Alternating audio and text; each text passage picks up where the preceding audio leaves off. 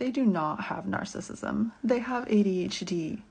I'm a psychologist, and all of you out here who are diagnosing your partners or other people with narcissistic personality disorder, it's way, way, way more likely that they have ADHD or a subclinical form of ADHD, and I'm going to explain why. So, narcissism is 1% of the population.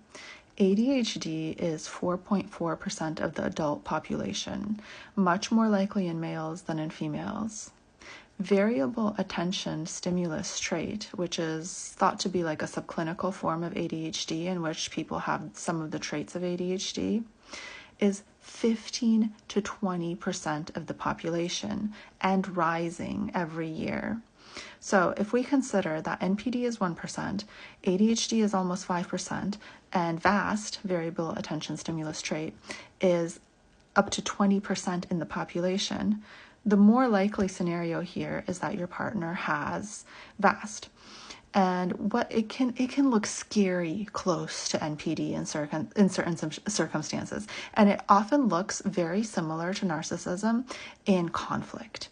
And the reason for this is because of rejection sensitivity dysphoria. This is something that happens to individuals with ADHD and with VAST because of the way that their neurology is.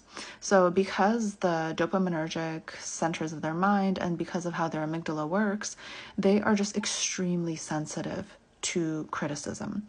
They're super sensitive to it. And so if you go up to them and you say, honey, you did this and that, and you did this and this, and I didn't like it, and I need you to stop, they can react just like a narcissist.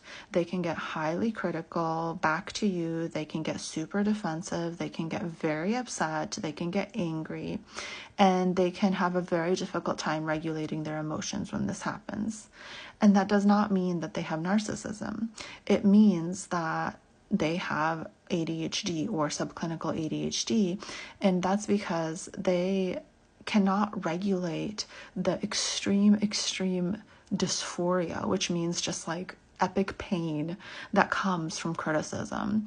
When it comes to ADHD, we know that their emotions, their negative emotions in particular, are stronger and last longer and are way more difficult to regulate. So when you communicate with them like you would in, say, like a normal relationship, and you think like, oh, I'm gonna, bring something to my partner that I didn't like, and we're gonna talk it out, and we're gonna resolve it, and it's going to be great. It doesn't work like that with people with ADHD or the subclinical form of ADHD. They react very poorly to this. And that's because of the rejection sensitivity dysphoria. And I think that's what a lot of people on this platform are experiencing with their partners or significant others that they think have NPD. They're seeing this like super rejection sensitivity dysphoria, and they're like, oh my goodness, I can't make any headway with this individual because they get so defensive and they essentially freak out every time I bring anything to them. And that's because individuals with ADHD are so sensitive to criticism, and you need to speak to them in a different way. So the best way to do this is to essentially try to phrase everything almost like a compliment, because they actually experience the opposite as well. So because they're so sensitive to rejection, they're actually super hypersensitive to compliments as well. So compliments feel like way better to them than the average person. So the way that we speak to individuals that have ADHD symptoms needs to really change, and that's why we're all getting stuck. And that's why I think so many people are following so much of this like narcissism content, because they feel stuck. They're like, why can't I make any headway with my partner?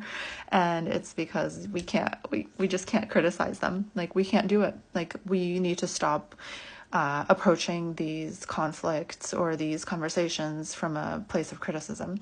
And the thing is that what doesn't sound like criticism to you will sound like criticism to someone that has ADHD symptoms.